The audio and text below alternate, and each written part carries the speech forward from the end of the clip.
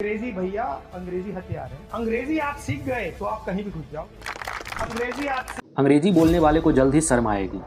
ये मैं नहीं कह रहा हूँ, ये कहना है हमारे गृह मंत्री अमित शाह जी का। देश में अंग्रेजी बोलने वालों को शर्म आएगी, ऐसा समाज का निर्माण अब दूर नहीं।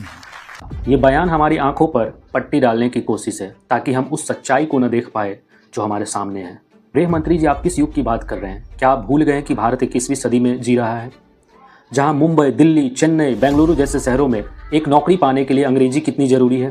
अगर आप किसी भी बड़ी कंपनी में इंटरव्यू देने जाइए, अगर आपको इंग्लिश बोलने नहीं आता है तो आपके रिज्यूम को कूड़ेदान में फेंक दिया जाएगा। राहुल गांधी जी ने बिल्कुल सही कहा था, अंग्रेजी बांध नहीं पुल है, शर्म नहीं शक्ति है, जंजीरों को तोड़ने का औजार है। अंग्रेजी भैया, अंग्रेजी हथियार है। अंग्रेजी आप सीख गए तो आप कहीं भी घुस जाओ।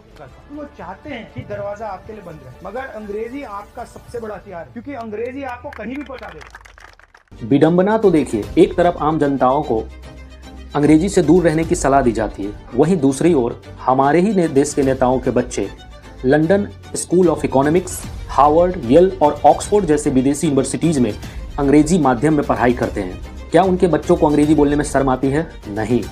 तो फिर ये नियम है सिर्फ गरीब जनता के लिए क्यों? क्या आप चाहते कि हमारे बच्चे भविष्य की चुनौतियों से लड़ने के बजाय हड़प्पा काल में वापस चले जाएं? क्या आप उन्हें वैश्विक दौर में पीछे धकेलना चाहते हैं ताकि वे कभी आपसे सवाल पूछ ना सके? ये भाषा की राजनीति नहीं, ये अवसरों की राजनीति है। बात तो सही है। और इस राजनीति में गरीब हमेशा मरता है। हमारे प्रधानमंत्री जी विकसित भारत की बात करते हैं, आर्टिफिशियल इंटेलिजेंस की बात करते हैं कि ये एआई का दौर है, दुनिया का वर्तमान और भविष्य एआई से जुड़ा हुआ है। तो क्या ये विकसित भारत की बातें सिर्फ कागजों पे है? लेकिन क्या आप जानते हैं 2014 से 2023-24 तक हमारे देश में 89,441 सरकारी स्कूलें बंद कर दिए गए हैं। जी हाँ, अप्रॉक्स 90,000, जिनमें से 60% केवल यूपी और एमपी में बंद हुए हैं। जहाँ कभी गरीब बच्चा पढ़ता था, उन्हें मुफ्त शिक्षा मिलती थी, आज वहाँ ताला लटक रहा है। वहीं दूसरी तरफ प्राइवेट स्कूल्स की संख्या जो है 14.9% बढ़ गई है। क्यों? क्योंकि सरकारी स्कूल की शिक्षा की जो गुणवत्ता है वो दिनों दिन घट रही है।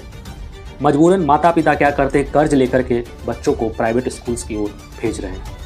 लेकिन क्या हमारे नेताओं के बच्चे इन बंद होते सरकारी स्कूल्स में पढ़ते हैं? नहीं, वे पढ़ते हैं किसी महंगे प्राइवेट स्कूल में या फिर किसी वेल नोन यूनिवर्सिटीज़ में।